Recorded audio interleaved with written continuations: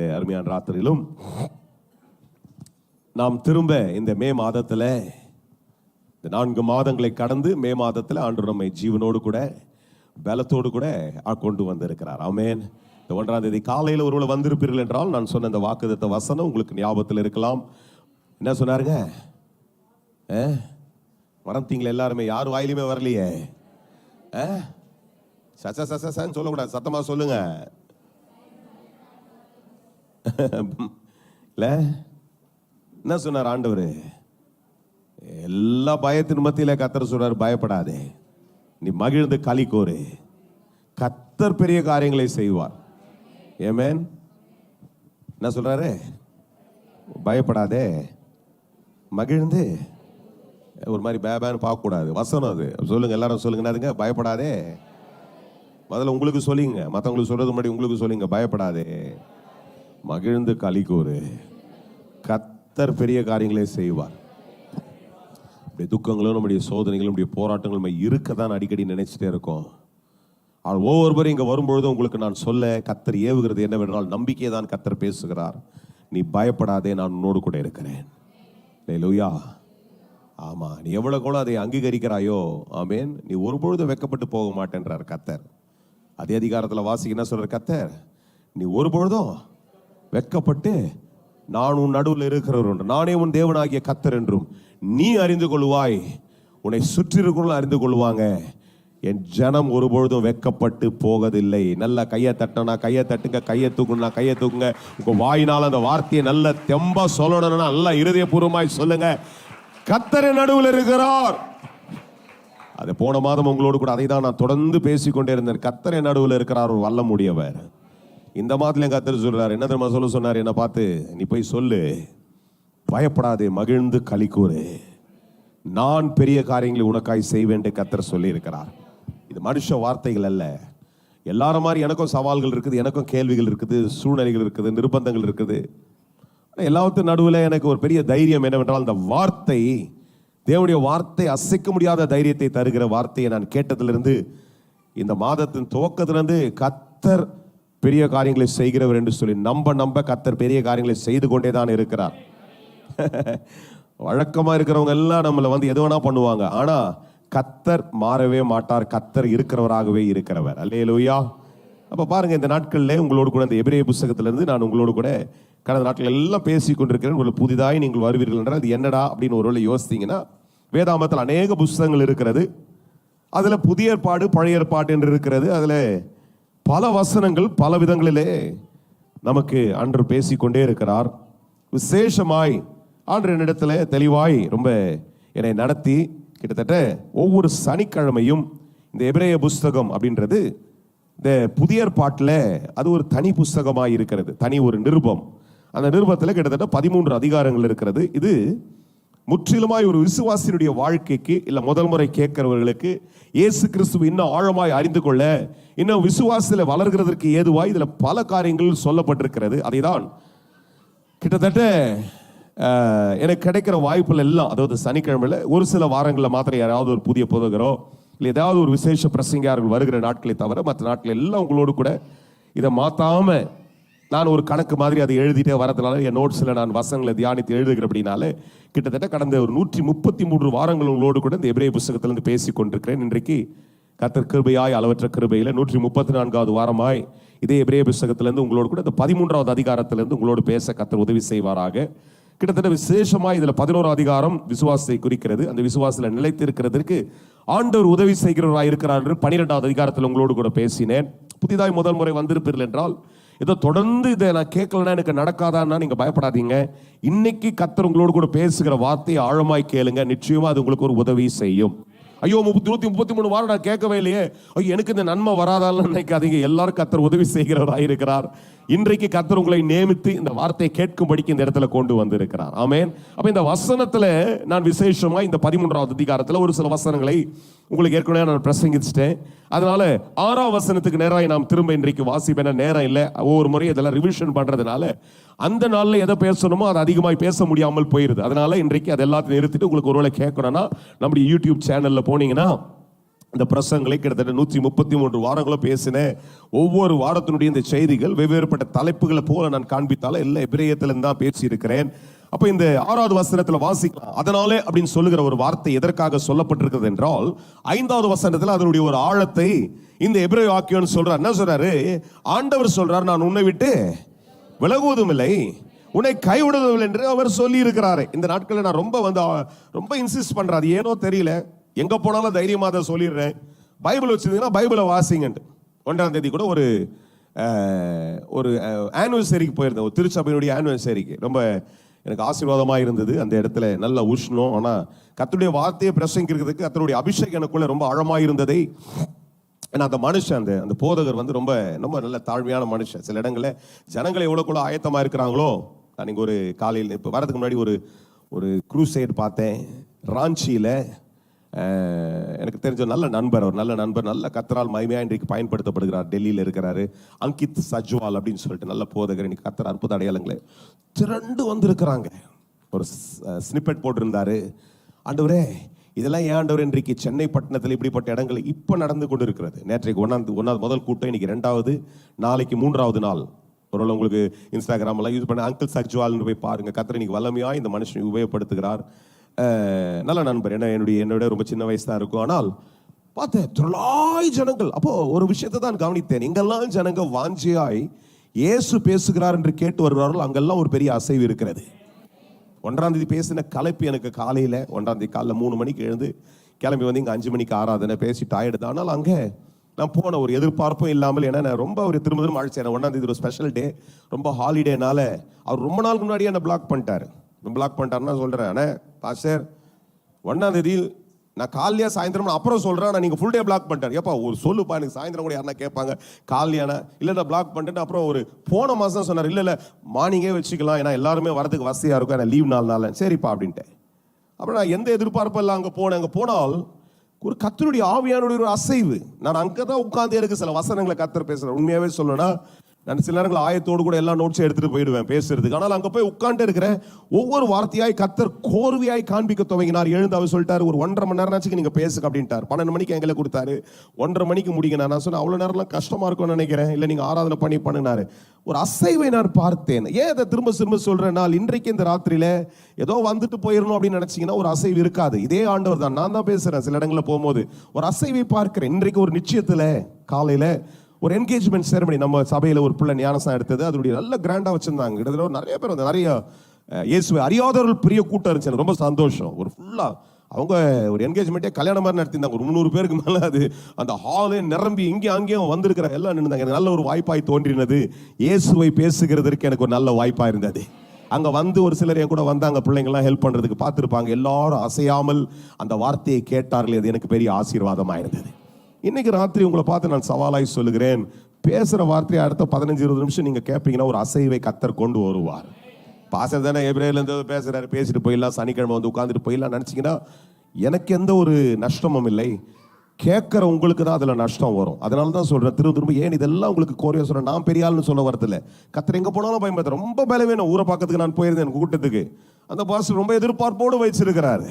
ஆண்டவரே வாய் கூட திறக்க முடியலையா ஆண்டவரே, ஒரு பாட்டு கூட பாட முடியாது போகுது ஆண்டவர். அப்படிதான் போனேன். ஏன்னா இங்கே நாத்திகம் இங்கே 2 ஆராதனை பேசிட்டு புரஷவாங்க போயிட்டு அங்கே போயிட்டு திரும்ப வந்து அலைச்சல வந்து ஒரு 1 மணி நேரம் கூட தூங்க முடியல. எழுந்து ஏன்னா 6 மணிக்கெலாம் அவர் வர சொல்லிட்டாரு. அவர் ஒரு எதிர்பார்ப்பு, 6 வந்துருங்க, 6:30 கையில் கொடுத்துருவேன், 7 வரைக்கும் பேசி இப்படிதான் என்கிட்ட ஒரு இன்ஸ்ட்ரக்ஷன் கொடுத்துருந்தார். அங்கே போட கூட்டங்கள் வந்து இருக்கிறாங்க. அவங்க சபையிலையா நான் பேசிக்கினே இருக்கும்போது தான் ஜனங்க வந்துனே இருக்குது. அப்பதான் அவர் சொன்னார், கடைசி வரைக்கும் வருவாங்க, ஏன்னா எனக்கு இட்லி வேற தரேன், ஆனால் லாஸ்ட் வரைக்கும் வருவாங்கயா அப்படின்ட்டு.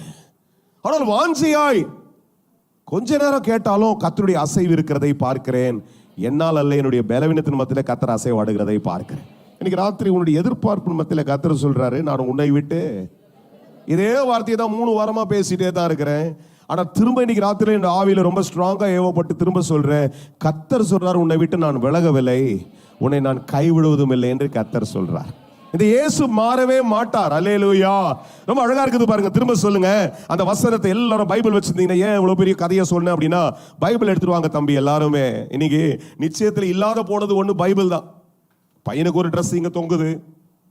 பையனுக்கு அது இதெல்லாம் புதுசாக பார்த்தேன், முதல் முறை தான் பார்த்தேன் இந்த மாதிரி நிச்சயத்துல எல்லாம். பையனுடைய ட்ரெஸ்ஸை இங்கே செட் பண்ணி வச்சு அதுக்கு இந்த அப்புறம் மோதிரம், அவனுக்கு போட போகிற பெரிய செயின் எல்லாம் இந்த பக்கம் இருக்குது. பொண்ணுக்கு வந்து லைனில் நின்னாங்க.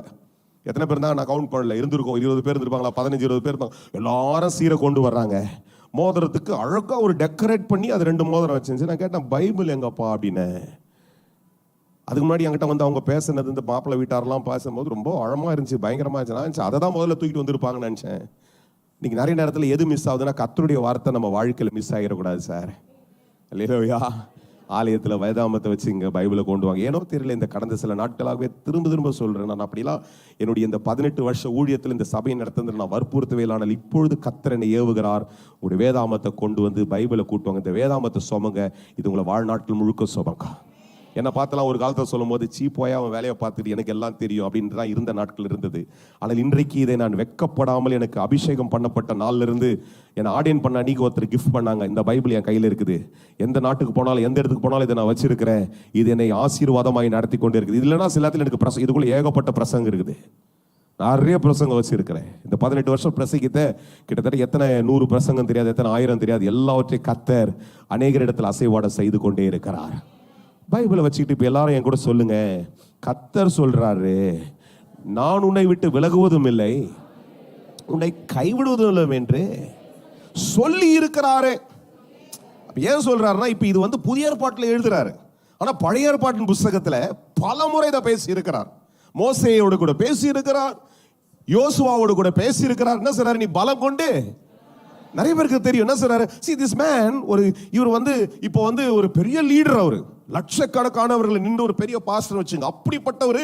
இவருக்கு வந்து ஏன் அவர் வந்து அவ்வளவு பெரிய லீடரா அவரால் இவருக்கு ஒரு அட்மிரேஷன் இருந்துச்சுன்னா, இவர் வளர்ந்த 40 வருஷங்கள் ராஜ அரண்மனையில பயிற்சி பெற்றவர். இந்த மோசே ராஜ அரண்மனையில் 40 வருஷம் பயிற்சி பெற்றவர். இது இல்லாம 40 வருஷம் ஒண்ணுமே வானாடான்னு போயிட்டு வனாந்தரத்தில் இருந்தாரு. அந்த 40 வருஷம் ஆண்டவரை ட்ரெயின் பண்ணி தான் கொண்டு வந்து அடுத்த 40 வருஷம் என்ன பண்றாரு, இந்த ஜனங்களை நடத்தினார். இந்த கடைசி 40 வருஷங்கள் யோசுவா அவர் கூடவே இருக்கிறார். அப்ப 80 வருஷம், 40 வருஷம் ராஜ அரண்மனையில் ட்ரெயினிங், 40 வருஷம் வனாந்தரத்தில் காத்திருந்து ஒன்னவன விரக்தியா இருந்தாலும் ஆண்டவர் பேசி அவரை கொண்டு வந்து விட்டார். இப்ப 40 வருஷங்கள் இந்த ஜனங்களை நடத்தினதை பார்த்த யோசுவாக்கு ஒரு பயம் வந்துடுச்சு. ஐயோ, நான் இனி என்ன செய்ய போறேன், இந்த மனுஷனுடைய ட்ரைனிங் மாதிரி என்கிட்ட இல்லையே, இந்த மனுஷனுடைய தாளந்த போல. நான் சில நேரத்தில் யோசிக்கிறது, ஆண்டவரே ஏன் சில வளர்ச்சி இல்லை, இவங்களுக்கெல்லாம் இருக்கிற மாதிரி ஒரு என்கிட்ட தாளந்து இல்லாம போயிடுச்சு. ஆனா சில இடங்களை போன அங்கீகரிக்கிறாங்க. எனக்கு உண்மையா ஒரு செல்ஃப் பிட்டி மாதிரி ஆயிடுச்சு. ஒரு வாட்டி நான் யோசிச்சேன், ஆண்டவரே ஏன் சில ஜனங்கள்லாம் போறாங்க, ஏன் ஆண்டவரே சிலர். ஆண்டவர் சொன்னாரு, அப்படிதான் இல்லப்பா, அதே ஆண்டவர் தான் உன் கூட இருக்கிறேன், நீ பலம் கொண்டு தினம்படதாய் நான் சொல்லுகிறதை செய்து கொண்டே இரு. எங்கெங்கிறத ஈச்சலை போல ஜனங்களை கொண்டு வருவேன். இந்த இடத்துல உன் கையினால் அற்புதங்களை செய்கிற. இன்னைக்கு சாயங்காலம் இந்த இடத்துல ஜெபம் பண்ணும்போது கூட கர்த்தர் சொன்னார், உன் கையினால, பவுலின் கையினால் அற்புதங்களை செய்தது போல உன் கையினால நீ நீட்டும் போது உன்னுடைய அற்புதங்களை பெற்றுக்கொள்ளும்படி என் நாமம் கூட இருக்கிறது என்பதை விளங்க வைக்கிறதற்கு, உன்னுடைய கையினால அற்புதங்களை செய்கிறதற்கு நான் உன் கூட இருக்கிறேன் கர்த்தர் சொன்னதால் தான் இன்னைக்கு ராத்திரி நான் தைரியமா எழுத வந்து கர்த்தருடைய வார்த்தையை பேசிக் கொண்டிருக்கிறேன். எனக்கு ஒரு சோர்வு தான். இந்த சனிக்கிழமை பாவம் செல்வா கத்தி ஜோம் பண்ணிட்டு கிடக்குறான், வந்ததெல்லாம் குறைஞ்சிச்சு, இதெல்லாம் செய்ய மாட்டேன்னு ஒரு கேள்வி எனக்குள்ள வரும்போது கர்த்தர் சொல்றார், நீ செய்யறத செஞ்சுட்டே இரு, நான் உன் கூட தான் இருக்கிறேன், நான் இங்க தான் இருக்கிறேன். பெரியவங்களாம் சிலர் அவமதிச்சு கொண்டே இருக்கிறீங்க இந்த ஜபத்தை. நான் திரும்ப சொல்றேன், அசட்டை பண்ணாதீங்க. ஒரு நாள் வரும், நீங்கள் தனியாய் இதை நான் மிஸ் பண்ணிட்டேனே, செய்யாம போயிட்டேனே, ஒரு நாள் உங்களுக்கு ஒரு உணர்வு உண்டாக்க கர்த்தர் ஒரு நாளை கொண்டு வருவார். நான் திரும்ப சொல்றேன், கேட்டுங்க. கர்த்தர் கொடுக்கிற வாய்ப்பை இழந்துடாம இப்படிப்பட்ட சந்தர்ப்பங்கள்ல கர்த்தர் செய்ய சொல்றதை செஞ்சுட்டே இருங்க. ஏன்னா இதெல்லாம் ஒரு நாள் உன்னை ஆசீர்வாதத்துல கொண்டு வந்து தான் நிறுத்தான். எல்லாத்துக்கும் ஒரு நியாய தீர்ப்பு உண்டு சார். சில நியாய தீர்ப்பை கர்த்தர் இங்கேயே பண்ணுவாரு, சில நியாய தீர்ப்பை அவர் வரும்போது ஒரு நாள் நியாய தீர்ப்பு வச்சுக்கிறார். ஏன் இதெல்லாம் சொல்றேன்னு எனக்கு தெரியாது, கர்த்தர் சொல்றதை நான் சொல்றேன். சில காரியங்களுக்கு உனக்கு நேரம் இருக்கும் பொழுது கர்த்தர் ஒரு நியாய தீர்ப்பை இங்கேயே பண்ணுவார், இங்கேயே அந்த பெயினை காட்டுவாரு. உனக்கு நேரத்தை கொடுத்து நீ வந்து என்ன பண்ற, அதெல்லாம் அசட்டை பண்ணிட்டு தூக்கி போட்டு உன் காரியம் நீ நான் பாத்துக்கிறேன்ற மாதிரி இருந்த. இப்ப என்ன பண்ணு, உட்காரு, அதெல்லாம் கொஞ்சம் ரிகவர் பண்ணு, அப்புறம் நான் உங்ககிட்ட செய்யறேன்னு சொல்லுவார் ஆண்டவர். அதனால எதையும் அசட்டை பண்ணாதீங்க, கர்த்தர் கொடுக்குற வாய்ப்பை. ஏன்னா கர்த்தர் எதுல இருந்து நம்ம விட்டு போகிறவர் அல்ல, எல்லாத்திலும் நம்ம கூடவே தான் இருக்கிறவர். அவர் ஒரு நாளும் உன்னை விட்டு போக மாட்டார். ஒரு முறை நீ அவரை ஏற்றுக்கொண்டு வந்து விட்டாய் என்றால், உன் வாழ்க்கையை ஒரே முறை நீ அர்ப்பணிப்பாய் என்றால், அன்னைக்கு உன்னை பிடிச்சவரு வாழ்நாளெல்லாம் உன்னை பிடிச்சிட்டே தான் இருப்பார், உன்னை விடவே மாட்டாரு. நான் அதை நம்புகிறேன். எத்தனை பேர் நம்புறீங்களோ அவங்க மாத்திரம் சொல்லுங்க. எத்தனை பேர் விசுவாசிகளோ நான் இயேசுவை பிடித்திருக்கிறேன், நான் இயேசுவை நம்புகிறேன். நான் என்றைக்கு இயேசுவை நம்பி பிடித்து கொண்டானோ அன்றைக்கிலிருந்து இயேசு என்னை விட்டு போகவும் மாட்டார், என்னை விடவும் மாட்டார், என்னை கைவிட மாட்டார். உன் வாயில அறிக்கையிடுங்க. ஆமென் மாத்திரம் சொல்லாதீங்க. உங்க வாயில திறந்து சொல்லுங்க, நான் இயேசுவை பிடித்திருக்கிறேன். நான் இயேசுவை பிடித்த நாளில் இருந்து அவர் என்னை விட்டு விலகவும் இல்லை, என்னை கைவிடவும் இல்லை.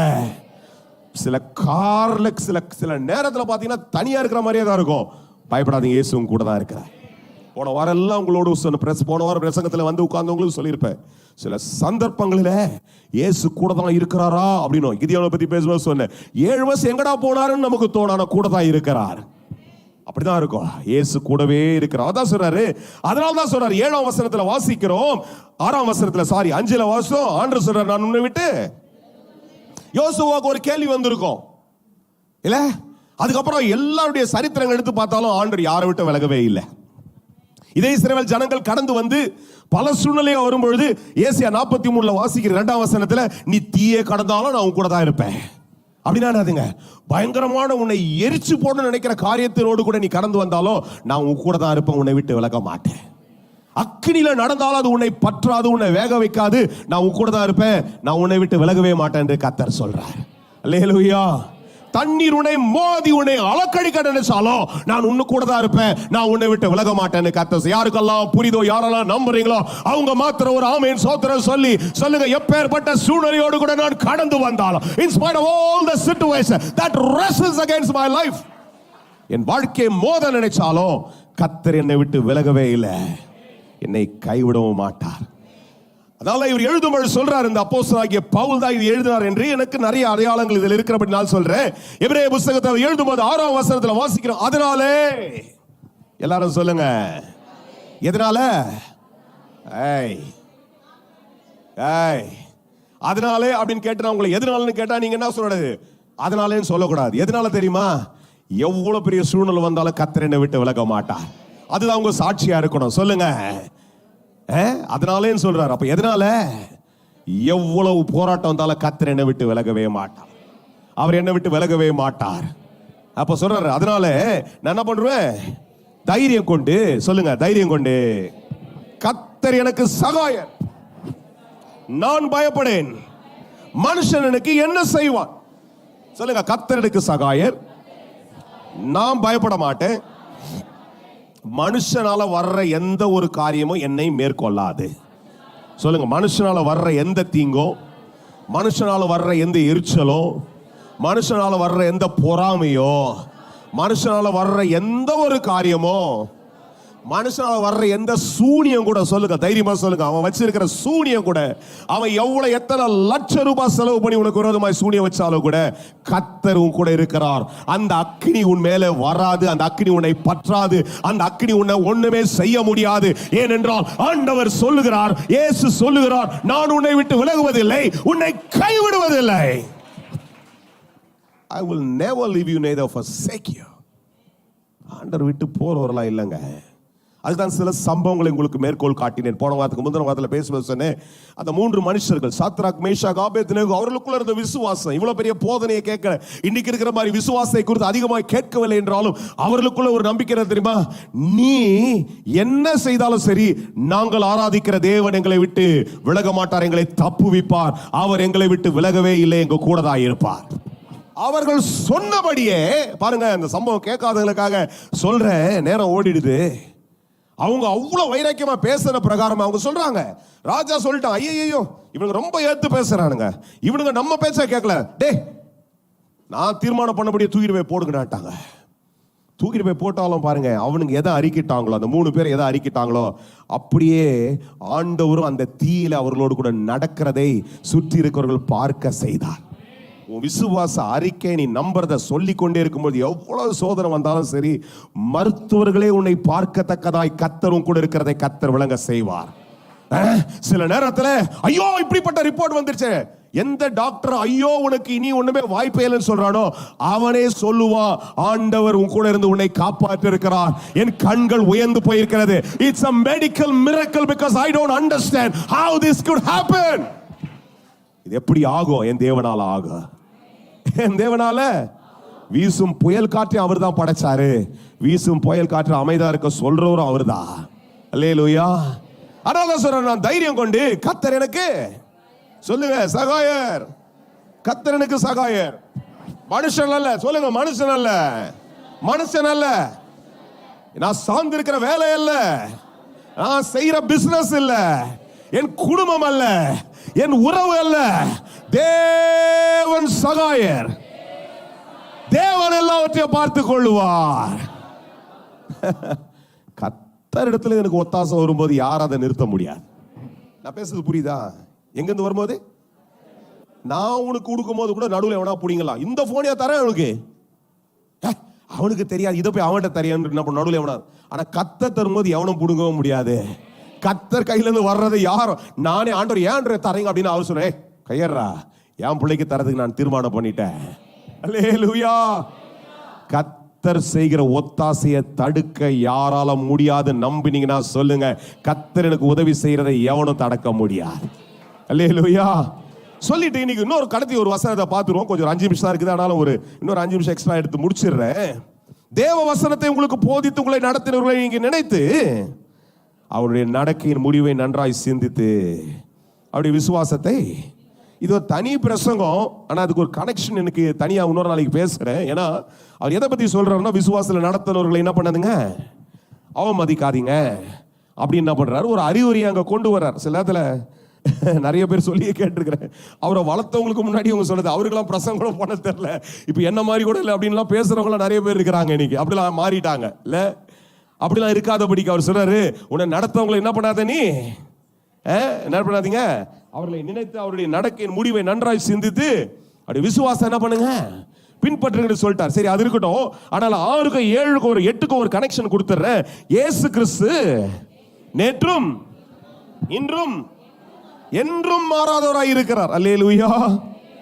இயேசு கிறிஸ்து நேற்றும், சரித்திரம் சொல்லுகிறது 2000 ஆண்டுகளுக்கு முன்பாக அவர் வந்தார் இந்த உலகத்தில், மனுஷனாய் பிறந்தார், பல அற்புதங்களை செய்தார். வேதாமத்தில் ஒரு வசனம் இருக்குது, அவர் செய்த அற்புதங்கள் எழுதினால் இந்த புஸ்தகமே போதாது. அப்ப எவ்வளவா கொள்ளாதுன்னு சொல்லிக்குது. அப்படா அப்போ ஒரு பெரிய வால்யூம் என்சைக்ளோபீடியா தூக்கிட்டு போற மாதிரி வால்யூம் தூக்கி, அப்போ சுருக்கி சில காரியங்கள் தான் எழுதப்படுது. அப்ப எத்தனையோ திரளான காரியங்களை இயேசு இந்த உலகத்துல செய்து முடித்தார்.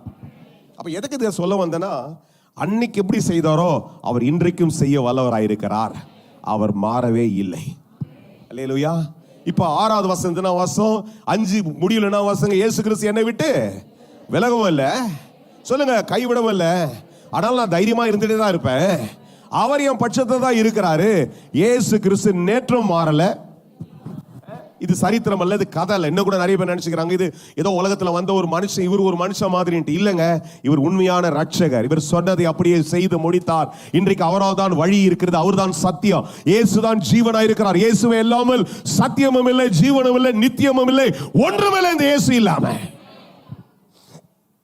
அப்ப இயேசுதான் வழியா இருக்கிறார். அல்லேலூயா. அப்ப அந்த இயேசு சொல்ற, அப்ப இப்படிதான் சொல்றாரு, இயேசு கிறிஸ்து சொல்லுங்க நேற்றும் இன்றும் மாறாதவர். அப்ப இயேசு கிறிஸ்து பாருங்க, நல்லா கவனிங்க, கொஞ்சம் கேளுங்க. இயேசு கிறிஸ்து இந்த உலகத்துல பல காரியங்களை செய்தார். அது செய்யும் போது கூட என்ன பண்ணார், ஒரு 12 சீஷர்களை வச்சிருந்தாரு. போற இடங்கள்லாம் அற்புதம், பல அற்புதங்களை செய்து கொண்டே இருக்கிறார். செய்தெல்லாம் முடிச்சுட்டு அவருக்கு ஆண்டவர், அவருடைய தகப்பன் பிதா என்ன பண்ணார், அனுப்பிச்சார். ஒரு திட்டத்தோடு கூட அனுப்பிச்சார். ஒரு 3.5 வருஷம் அவர் இந்த உலகத்தில் இருக்கணும் அப்படின்னு சொல்லிட்டு சரித்திரபூர்வமாய் நம்புறோம். அப்ப அதனுடைய முடிவு வரும்பொழுது ஒரு நாள் இவர்கள் எல்லாரையும் கூப்பிட்டு சொல்றாரு, எல்லாவற்றுக்கும் ஒரு முடிவு வருது, நான் என்ன பண்ண போறேன், என் பிதாவின் இடத்துல போறேன். ஆனா இந்த உலகத்தில் உங்களுக்கு என்ன பண்ணோம், நிறைய சவால் இருக்கும், பல போராட்டங்கள் இருக்கும். ஏன்னா நீங்களாம் என்ன சார்ந்து வந்துட்டீங்க, எனக்காக ஊழியம் செய்ய போறீங்க. ஆனா இந்த போராட்டம்லாம் இருக்கும். ஆனா எவ்வளவு சோதனை வந்தாலும் என் சமாதானத்தை உங்களோடு கூட வச்சுட்டு போறேன். நான் பிசிக்கலி இங்கிருந்து இருக்க மாட்டேன். பிசிக்கல்னா நான் ஒரு உருவமா என்னை பார்க்குறீங்க, நான் உருவமா இருக்க மாட்டேன். ஆனால் என்னுடைய சமாதானம் உங்களோடு இருக்கும், அது உலகத்தின் முடிவு பெறுது உங்களோடு இருக்கும்னு சொல்றாரு. இது யோவான் 14:27 நம்ம வாசிக்கிறோம். சரிங்களா? இதை சொல்லி முடிச்சோட சீஷர்களுக்கும் ஒரு என்ன பண்ணிட்டாங்க, ஹைப் ஆயிட்டாங்க. ஹைப்னா புரியுதுங்களா? அப்படியே ஒரு மாதிரி வா ஆமா அப்படிதான் இருக்கும் போகுது, வா இதெல்லாம் செய்ய மாட்டார், அவர் கூட தான் இருக்க போறாருன்னு நினைச்சிருந்தாங்கன்னு நினைக்கிறேன் அவர் பேசின உடனே. ஆனால் உண்மையாகவே ஒரு முடிவு வருது. இதுதான் கடந்த நாட்கள் நம்ம தியானிச்சோம் இல்லையா? அப்போ வந்துச்சு, எப்படிப்பட்ட முடிவு வந்துச்சு? அவரை கொண்டு போறானுங்க, அவரை சிலுவையில் அடிச்சு, அவரை குற்றப்படுத்தி, அவர் ஒரு குற்றவாளி மாதிரி ஆக்கி, அவரை சிலுவையில் அடிச்சு அவரை சாகடிச்சு அவரை கொண்டு போய் புதைச்சாங்க. ஆனால் அவர் திரும்ப உயிரோடு கூட எழுந்து விட்டார். எழுந்தாலும் இந்த சீஷர்களால் நம்ப முடியல. ஏன் இதை திரும்ப திரும்ப சொல்றேன்னா, இயேசு சொன்னதுலேருந்து இயேசு மாறவே மாட்டார். அவர் நேற்று எதை சொன்னாரோ அதை தான் இன்றைக்கும் செய்வார், நாளைக்கும் செய்வார். உலகத்தின் முடிவு பிறந்து அவர் சொன்னது அப்படியே தான் இருக்கும். சமாதானம் சொல்லிட்டாருன்னா சமாதானம் நம்ம கூட தான் இருக்குது. அந்த சமாதானம் நம்ம விட்டு சொல்லுங்க போகவே போகாது. ஆனால் இதை நம்பாத சீஷர்கள் நம்பலன்னா ஏன்னா கண் கூட பார்த்துட்டாங்க. நிறைய பேர் சொல்லுவாங்க, உங்களுக்கு என்ன தெரியும், நான் கண் கூட பார்த்தேன், ஐயோ நான் தான் கண்ணில் பார்த்தேன் அப்படின்ற மாதிரி தான் என்ன பண்ணிட்டாங்க. இவங்க பயந்து ஒரு அறைக்குள்ள பூட்டி கிடக்கிறாங்க. இயேசு உயிரோடு எழுந்துட்டாரு. இப்போ பூட்டப்பட்ட அறைக்குள்ளே யோவான் 20:19 வாசிக்கிறேன், திருப்பாதீங்க. இதெல்லாம் கரெக்டாக அந்த ரெஃபரன்ஸ் உங்களுக்கு கொடுத்துறேன், வீட்டில் வாசிங்க பாருங்க. அங்கே வந்து நின்று சொல்றாரு, என்ன சொல்றாரு, பயந்து இருக்கிறவர்களை பார்த்துட்டு சொல்றாரு, நேத்து என்ன பேசுறாரோ அதை தான் இன்னைக்கும் சொல்றாரு, உங்களுக்கு சமாதானம்ன்றாரு. அல்லேலூயா. அப்ப ஏன் சொல்ல வந்தேன்னா, இயேசு சொன்ன வார்த்தையிலிருந்து ஒரு நாள் அவர் மாறவே மாட்டார். எதை சொன்னாரோ அவர் சொன்னபடியே செய்கிறவராய் இருக்கிறார். அதனால இன்னைக்கு உங்களுக்கு இந்த சர்மனோட டைட்டில் சொன்னா, he is a never changing God. அல்லேலூயா. ஒரு நாள் அவர் என்ன பண்ண மாட்டாரு, மாறவே மாட்டார். அல்லேலூயா. இந்த உலகத்துல அவர் வந்து வாழ்ந்து அவர் வந்து ஊழியம் செய்த நாட்கள்ல பல அற்புதங்களை செய்கிறார். ஒரு முறை என்ன பண்ணாரு, இந்த வார்த்தை நீங்க எவ்வளவு நம்புறீங்களோ அவ்வளவு நீங்க பலன் கொடுப்பீங்க அப்படின்னு விசுவாசத்தை குறித்து அவர்களுக்கு போதிக்கிறார். இது வெவ்வேறுபட்ட இடங்களில் இந்த சம்பவங்கள் சொல்லப்பட்டிருக்கிறது. மத்தேயு 8வது அதிகாரங்களிலே இது ஒரு 23-27 வரையில இருக்குது. அப்புறம் மார்க் எழுதிய புத்தகத்தில் 4வது அதிகாரத்தில் 35 ஒரு 41 வரை இருக்குது. இதே சம்பவம் லூக்காவிலையும் 8வது அதிகாரத்தில் 22-25 ஒரே இந்த சம்பவங்களை தான் வெவ்வேறுபட்ட சுவிசேஷர்கள் இதை கேட்ட அவருடைய பதங்களின்படி அவர் என்ன பண்ணியிருக்கிறாங்க, எழுதியிருக்கிறாங்க. அப்போ இந்த சம்பவத்தை நான் ஏனோ தெரியல, இந்த சாயங்காலம் இந்த இடத்துல உட்கார்ந்து நான் இந்த வார்த்தையை நான் யோசித்து கொண்டே இருக்கும்போது கர்த்தர் திரும்ப இதை எனக்கு ஞாபகப்படுத்தினார். பாருங்க, சில நேரங்களில் சத்தியத்தை கேட்கிறோம், கேட்ட பிறகு இப்ப நான் என்ன சொல்லிட்டு இருக்கிறேன், நேற்றும் இன்றும் என்று இயேசு என்ன பண்ண மாட்டாரு, நம்மளை விட்டு அவர் என்ன பண்ண மாட்டாரு, விலக மாட்டாரு. அவர் நம்முடைய சகாயர். எவ்வளவுதான் சூழ்நிலை வந்தாலும் அவர் என்ன பண்ண மாட்டார், விட்டுட்டு நல்லா கவனிங்க, சொல்லுங்க, என்ன பண்ண மாட்டாரு, நல்லா கேட்டுருவோம். சர்ச்சில் உட்காந்து போவோம். சம்டைம்ஸ் அவர் spiritual life is more emotional. அப்படின்னா அர்த்தம் உணர்வு பூர்வமா. அதனால தான் நிறைய பேர் சாட்சி சொன்ன இதே மாதிரி எனக்கும் ஆயிடும், அப்படியே என்ன பண்றோம், எனக்கும் நடந்ததுன்னு சொல்லப்போ நிறைய நேரத்தில் உணர்வுபூர்வமாய் சில காரியங்களை நம்ம உணர்ச்சி வசப்படக்கூடாது. இந்த வார்த்தை உண்மை, இந்த சத்தியம் அப்படிதான், இந்த சத்தியத்தின்படி தான் என் காரியம் நடக்கும். அல்லேலூயா. எத்தனை பேர் அப்படி நீங்க நம்புறீங்களோ, அவருடைய வாழ்க்கையை தேடி சில சோதனைகள் வந்தாலும் கூட அந்த வார்த்தையில நீங்கள் நிலைச்சிருக்கும் பொழுது அது உங்களுக்கு ஜெயமா மாறும். அப்போ அவர் என்ன பண்றாரு, ஒரு ஓமையை சொல்றார். இதுக்கு முன்னாடி இந்த மார்க்ல இந்த 4ஆம் அதிகாரத்தில் நம்ம வாசிக்கிறதுக்கு முன்னாடி ஒரு ஓமையை சொல்றாரு. ஒரு விவசாயியை பத்தி சொல்றான். விதைக்க புறப்பட்டான், அவனை கொண்டு போய் விதைக்கிறான். இங்க விழுந்துச்சு, அது சரியா கனி கொடுக்கல, அங்க விழுந்து சரியா கனி கொடுக்கல. இதெல்லாம் ஏன்னா அதை எடுத்து நான் விளக்கணும், நேரம் ஓடுறோம், நான் ஏற்கனவே ஆல்மோஸ்ட் ஒரு டெட்லைன்ல நிக்கிறேன். ஆனா இதெல்லாம் நடந்து முடிச்ச பிறகு இப்போ முக்கியமாக ஒரு விஷயத்தை உங்களுக்கு நான் வாசிக்கிறேன். இதெல்லாம் சொல்லிட்டாரு. இப்போ 35ஆம் வசனத்துக்கு வருவோம். இப்ப நல்லா கேளுங்க. இப்ப எல்லாரும் இந்த சத்தியத்தை கேட்டுட்டீங்க.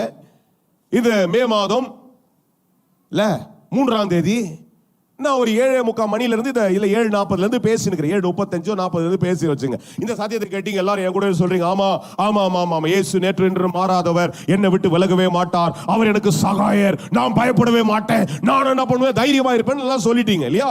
ஆனால் இன்றைக்கே உங்களை தேடி சில காரியங்கள் வந்தாலும் இந்த வார்த்தையில நாம நிலைச்சிருந்தாதான் அந்த வார்த்தை ஜெயமாய் மாற முடியும்.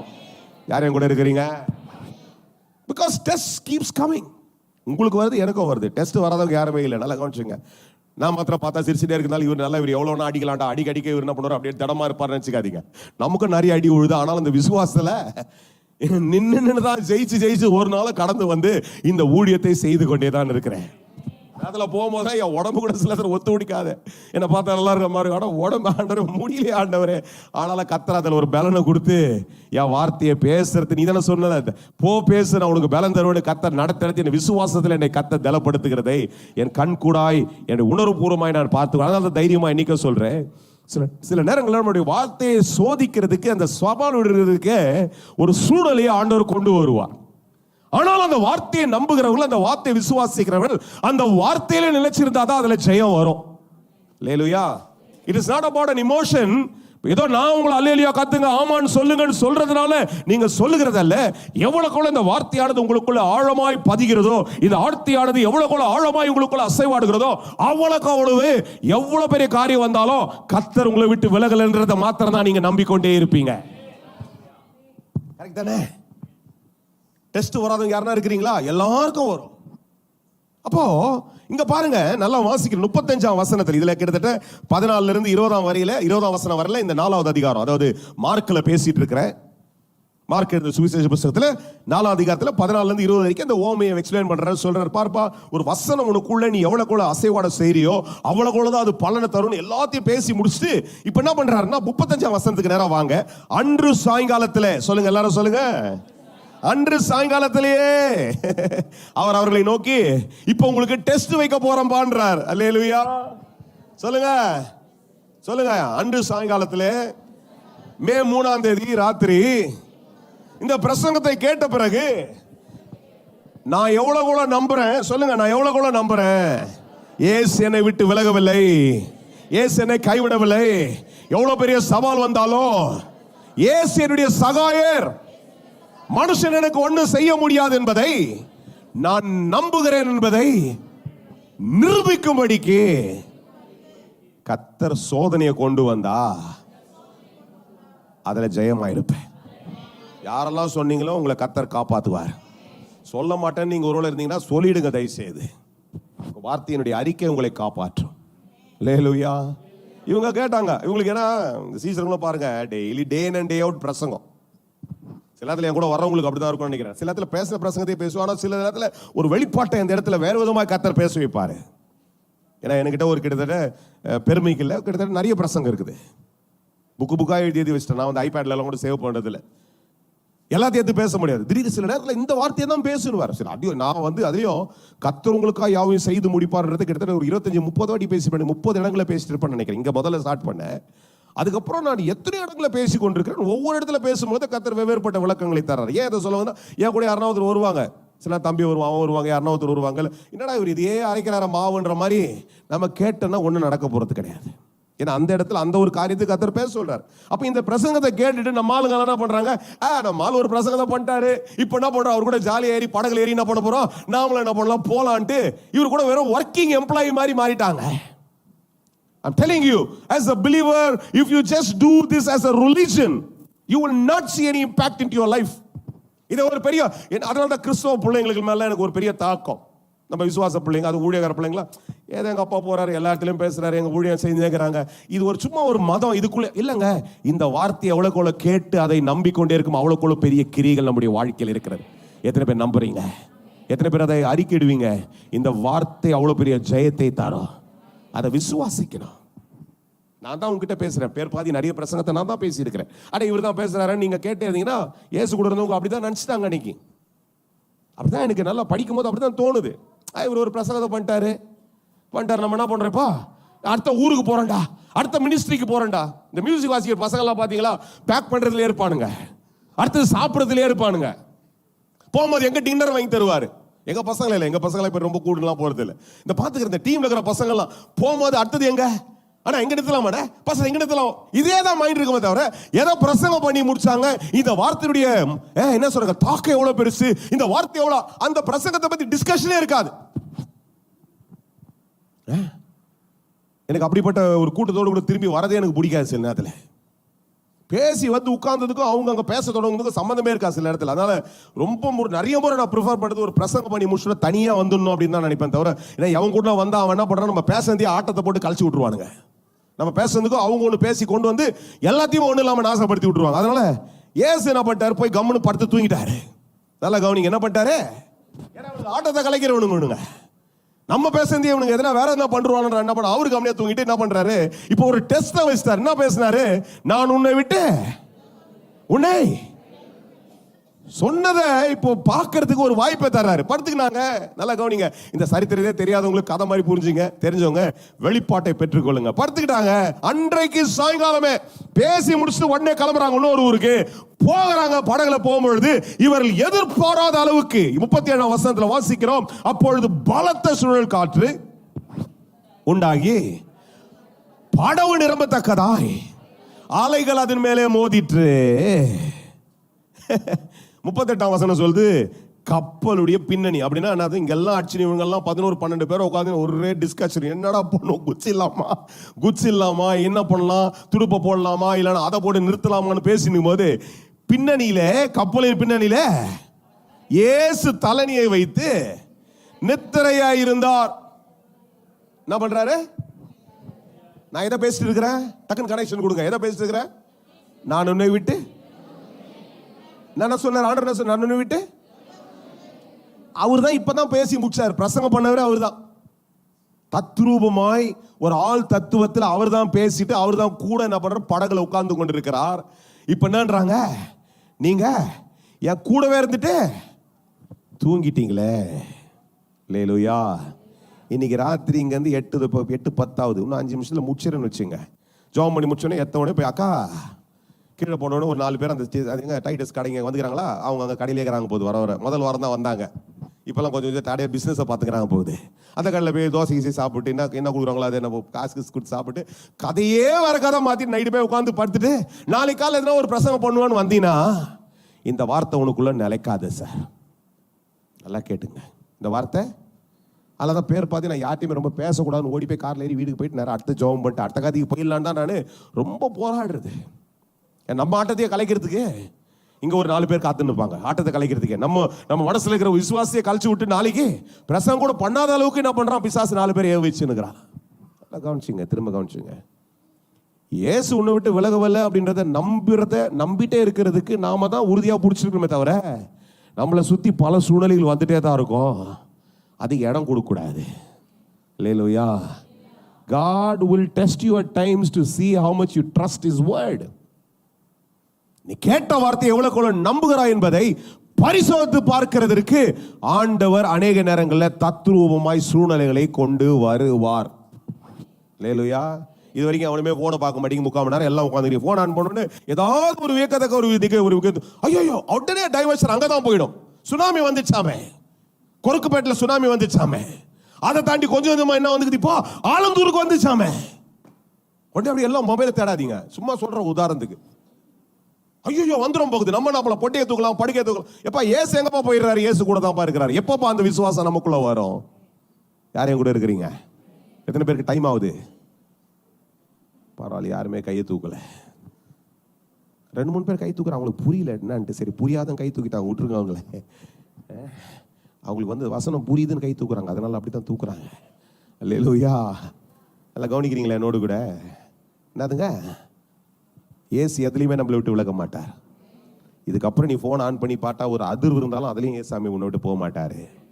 நீ சிரிச்சுட்டே இருந்தாலும் ஏசாமி உன்னை விட்டு போக மாட்டாரு. நல்லா கவனிச்சுக்க. நீ கிண்டல் பண்ணாலும் ஏசாமி உன்னை விட்டு போகல. கூட உட்கார்ந்து துக்கமாய் பார்த்து கொண்டே தான் இருப்பார். Listen to me carefully. இந்த வார்த்தைக்கு மாறாக அசட்டை பண்ணாலோ குறை சொன்னாலோ கூட இயேசு கூட தான் இருக்கிறாரு. கவலையோடு உங்க கூட தான் இருந்துட்டு இருப்பார். நான் ரொம்ப எச்சரிப்பாய் சொல்றேன். ஊழியக்காரனா இல்லை, இந்த வார்த்தையை பேச கர்த்தர் இன்னைக்கு நீ நியமிச்சதுனால நான் திரும்ப சொல்றேன். In all your attitude, Jesus is with you. He never leaves you. He is not going to forsake you. அவர் விட மாட்டாரு. இவனுங்க நினைச்சானுங்க போயிட்டாரு படுத்துட்டாரு. இவர் என்னடா இந்த ஆள் பேசுறதுக்கு ஒண்ணு, இவர் பாட்டு போய் படுத்து தூங்கிறாரு. அலை இவ்வளவு பெருசா அடிக்குது, காத்து வசந்த வசம் புரியணும் உங்களுக்கு. என்னதான் பலத்த சுழல் காற்று, காற்றுனால படகு முழுசா ரொம்பிடுச்சு தண்ணி. அலை வேற ஒரு பக்கம் அடிச்சுட்டே இருக்குது. யோசிச்சு பாருங்க, 3 காரியம் நடக்குது. காத்து ஒரு பக்கம் அடிக்குது, கப்பல் ஏற்கனவே என்ன ஆயிடுச்சுங்க, உள்ள உட்கார முடியாத அளவுக்கு தண்ணியால் நிரம்பிடுச்சு. இப்ப போதாது, காத்து நின்னாலும் பரவாயில்ல, தண்ணியை தூக்கி வெளில ஊத்திரலாம். காத்து வேற அடிச்சுட்டே இருக்குது. அலை அதன் மேல என்ன பண்ணுது? மோதி கொண்டே இருக்கிறது. ஏசு என்ன பண்றாரு? சொல்லுங்க. ஏசு என்ன பண்றாரு? ஏன் எதுவுமே பெரிய டிராமாலாம் பண்ணல. அவர் பாட்டு படுத்து, அவர் எப்படி படுத்திருந்தாருன்னு கேட்காதீங்க. தண்ணியில கூட படுத்து இருப்பார். அவருக்கு பிரச்சனையே கிடையாது.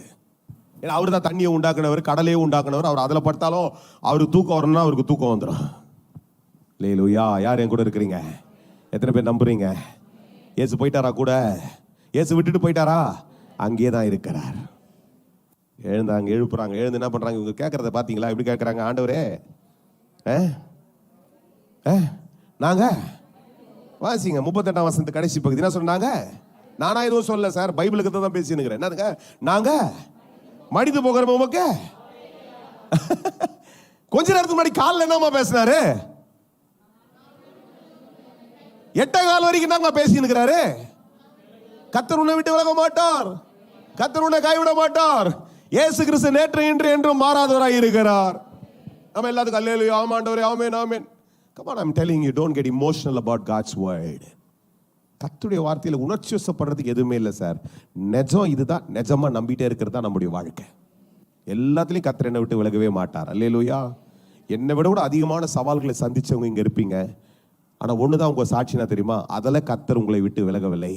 ஆனால் தான் இன்னைக்கு வரைக்கும் கர்த்தருடைய சமூகத்தில் நீங்க இருக்கிறீங்க. அப்படி யாருன்னா அங்கீகரிச்சீங்கன்னா ஆமான்னு சொல்லுங்க. நான் தான் நிறைய சந்திச்சிட்டேன்னு சொல்ல முடியாது. என்னை விட அதிகமான வியாதிகளோ, சூழ்நிலையோ, சவாலோ, குடும்ப பிரச்சனையோ, எல்லாத்தின் மத்தியில ஆண்டவர் உங்களோடு கூட இருந்து இருக்கிறார். உன் இழப்பின் மத்தியில் அவன் கூட இருந்து உன்னை இதுவரையில கொண்டு வந்திருக்கிறார். அவர் உன்னை விட்டு விலகவும் இல்லை, உன்னை கைவிடவும் இல்லை, உன்னை கைவிடவும் மாட்டார், உன்னை விட்டு விலகவும் மாட்டார், உன்னை மறந்தும் போக மாட்டார். அவர் மறந்து போகிற மனுஷன் அல்ல. அல்லேலூயா. எழுந்து சொல்றாரு. அவர் எழுந்து என்ன பண்றாரு? என்ன சொல்றாரு?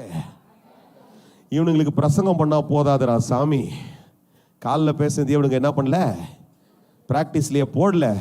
முதல்ல என்ன பண்ணும், நான் ஒரு டெமான்ஸ்ட்ரேஷன் பண்ணடான்னு எழுந்து என்ன பண்ற, காற்றை அதட்டி கடையை பார்த்து எறையாதே, உடனே என்ன பண்ணிச்சாது? அல்லேலூயா. இயேசு கூட இருக்கிறார். அவர் உன்னை விட்டு விலகிறது இல்லை. இயேசு உன்னை இப்ப என்ன கேட்கிறாரு பாருங்க. செஞ்சுட்டு என்ன சொல்றாரு? முதல்ல செஞ்சு கேட்டுந்தா இவனுக்கு பயந்து என்ன பண்ணணும், வார்த்தையை கேட்டிருக்க மாட்டானுங்க. அதனால நம்ம பிரச்சனையில அங்கலாய்க்கும் போது கர்த்தர் பிரச்சனையை முதல்ல அடக்கிடுவார். ஆமென். பிரச்சனையில் அங்கலாய்க்கும் போது என்ன பண்றாரு? இப்படிதான் ஒவ்வொரு முறையும் பிரச்சனையை அமைதலாக்கி அதலாக்கி கொண்டு வந்து ஆமா கர்த்தர் என்னை விடலன்னு சொன்னா அடுத்த பிரச்சனை வந்து அந்த பிரச்சனையை அமைதலாக்கி ஆக்கி தான் கர்த்தர் ஒவ்வொன்றாய் கொண்டு போய் கொண்டே இருக்கிறார். அல்லேலூயா. இப்ப கேட்கிறாரு, அவங்க கிட்ட கேட்கிறாரு, அவளை நோக்கி நன்ற 40ஆம் வசனத்துல, ஏமா அப்படி பயப்படுறீங்க? நான் இப்பதானே பிரசங்கம் பண்ண, என்ன பண்றேன் நான்? உங்களுக்கு விசுவாசம் இல்லாமல். ஏன் உங்களுக்கு விசுவாசம்? அல்லேலூயா. இந்த ராத்திரில உங்களை தான் பார்த்து நான் அதை தான் சொல்லி அனுப்புறேன். உங்க விசுவாசம் எவ்வளவுதான் வந்தாலும் அசைக்கப்படாமல் ஒன்றை மாத்திரம் சொல்லி கொண்டு இருங்க, இயேசு என் கூட தான் இருக்கிறார், என்னை விட்டு விலகவில்லை, என்னை கைவிடவில்லை. அல்லேலூயா. அருமையா பிரதர்லாம் வந்திருக்கிறாங்க, ரொம்ப சந்தோஷம். அன்னைக்கு வந்தாங்க, திரும்ப கர்த்தர் உங்களை ஆஸ்வதிப்பார். ஒரு சில அம்மாமார் வியாதியோடு வந்திருக்கிறீங்க, கர்த்தர் உங்களை ஆஸ்வதிப்பார். இயேசு நம்பி வந்துட்டீங்கல்ல, இயேசு உங்களை காப்பாற்றுவார். இயேசு உங்களை விட்டு விலகவே மாட்டார்.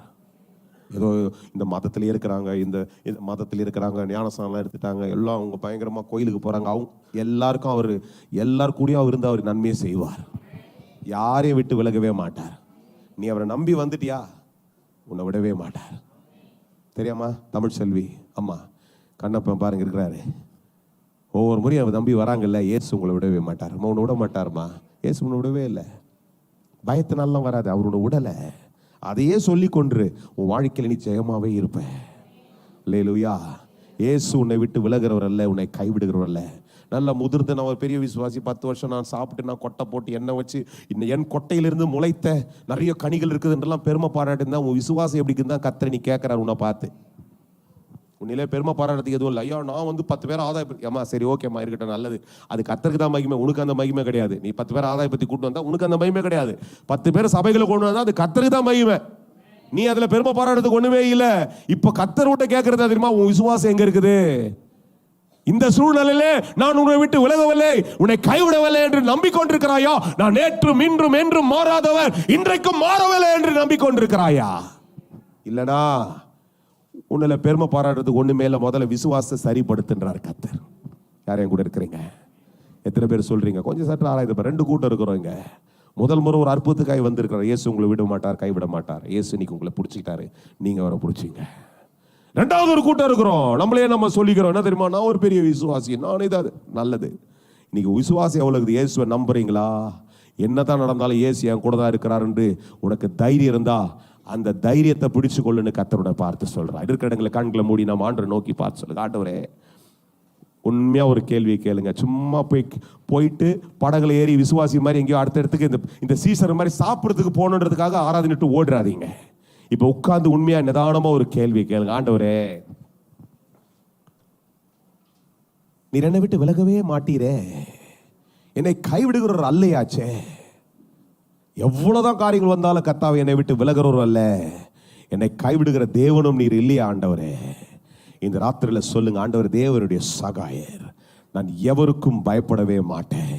கர்த்தரின் பட்சத்தில் இருக்கிறார், எனக்கு ஒத்தாசை செய்கிற ஆண்டவர் என்னோடு கூட இருக்கிறார். அப்படியே கொஞ்சம் ஜெபம் பண்ணுங்க. எல்லா இருக்க இடத்துல சொல்லுங்க, ஒரு விசுவாசத்தை மாத்திரம் அறிக்கிறீங்க. தயவுசெய்து இந்த சந்தர்ப்பத்தை இழந்துடாதீங்க, அசட்டியா போயிடாதீங்க. அந்த 12 சீஷர்லயே ஒரு 2-3 கூட்டம் ஒரு மாதிரிலாம் இருந்துச்சு. ஒன்னு அவிசுவாசமான பேதுருவாவே இருந்துச்சு ரொம்ப நாள், அப்புறம் தான் மாறிச்சு. இன்னொன்னு பார்த்தா எப்படா ஆதாயம் கிடைக்கணும், இன்னொன்னு கூடவே சுத்தி ஆதாயத்தை பிடிச்சிக்கிட்டு கடைசியில் இயேசு மரிச்சோன்னு ஒண்ணும் இல்லாம மாறிச்சு. அப்படிப்பட்ட ஆட்களாய் விசுவாசியா நம்ம இருக்கக்கூடாது, ஆண்டவருக்குள்ள நிலைப்படுகிறவர்களா இருக்க வேண்டும் என்று சொல்லிதான் கர்த்தர் இந்த ராத்திரியில் உன்னோடு கூட பேசி கொண்டிருக்கிறார். எனக்கு நல்லா தெரியும் நேரம் போகுது, அதை பத்தி நீங்க கவலைப்படாதீங்க. கர்த்தர் உங்களிடத்துல பேசுகிறதை இந்த ராத்திரியில பெற்றுக்கொண்டு, ஆண்டவரே என் விசுவாசத்தை கர்த்தர் நிலைப்படுத்துங்க, என் விசுவாசத்துல கர்த்தாவே என்னை உறுதிப்படுத்துங்க.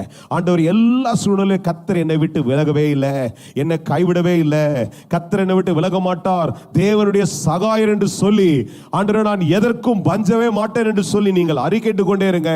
கர்த்தர் உங்களை விட்டு விலகவே இல்லை. இயேசு கிறிஸ்து நேற்றும் இன்றும் என்றும் மாறாதவராய் இருக்கிறார். இந்த இயேசு என்னைக்குமே மாறவே மாட்டார். அன்றைக்கு இயேசு இந்த உலகத்தில் வந்து வாழ்ந்து அவர் அற்புதங்களை செய்யும் பொழுது எதை சொன்னாரோ அதை தான் இன்றைக்கும் செய்து கொண்டிருக்கிறவராய் இருக்கிறார். அன்றைக்கு சொன்னாரு, இந்த உலகத்தின் முடிவு பரிந்தும் நான் உன்னோடு கூட இருப்பேன், எவ்வளவு பிரச்சனை வந்தாலும் சரி என்னுடைய சமாதானம் உன்னோடு கூட இருக்கும், அது உன்னை விட்டு விலகாது, அது மாறவே மாறாதுனார். இன்றைக்கு உன்னுடைய எந்த பிரச்சனையின் மத்தியிலும் இயேசு கிறிஸ்துனுடைய விலையேறப்பெற்ற சமாதானம், அந்த சமாதானத்தை எப்படி உனக்கு தந்திருக்கிறார் தெரியுமா? அவர் அந்த சிலுவையில போராடி ஜெயிச்சுட்டு திரும்ப உயிரோடு எழுந்து வந்து பூட்டப்பட்ட அறைக்குள்ள அன்றைக்கு கலங்கி இருந்தார்கள். இந்த வார்த்தையை கேட்டவங்க அடுத்த ஒரு சில நாட்கள்ல கலங்கி இருக்கிற நடுவில் சொல்றாரு, உங்களுக்கு சமாதானம், நான் உங்களை விட்டு விலகவில்லை, உன்னை கைவிடுவதில்லை என்றார். அதே இயேசு இன்றைக்கு இந்த நேரத்தில் நீ கேட்கும் பொழுது ஆண்டவர் உன்னை பார்த்து சொல்றாரு, the same peace is with you that has never departed from your life. உன் வாழ்க்கையை விட்டு அது விலகவில்லை, அந்த விசுவாசம் உன்னோடு கூட இருக்கிறது. நான் உன்னை விட்டு விலக மாட்டேன், உன்னை கைவிட மாட்டேன். சில அதிர்வுகள், சில அலைகள், சில சோதனை, உன் சரீரத்தை ஆட்டுகிற சில வியாதிகள் வந்தாலும் இன்னைக்கு நீ உன்னை தொட்டு சொல்லு, நான் நம்புற இயேசு என் கூட இருக்கிறார், அவர் என்னை விட்டு விலகவில்லை, அந்த இயேசு எனக்கு உதவி செய்கிறார், அவர் எனக்கு சகாயர். ஒரு மனுஷனுடைய பயமுறுத்தல் வந்தா இன்னைக்கு சொல்லுங்க, இந்த மனுஷன் எனக்கு என்ன செய்வான், இயேசு என் கூட இருக்கிறார். இந்த மனுஷனுடைய பயமுறுத்தல் அல்ல, இயேசு எனக்கு உதவி செய்கிறவர் இருக்கிறார், என்னை காப்பாத்துவார்னு சொல்லிக் கொண்டிருங்க. கர்த்தர் உன்னை விட்டு விலகவும் மாட்டார், நீ அற்புதத்தை பார்ப்பாய்.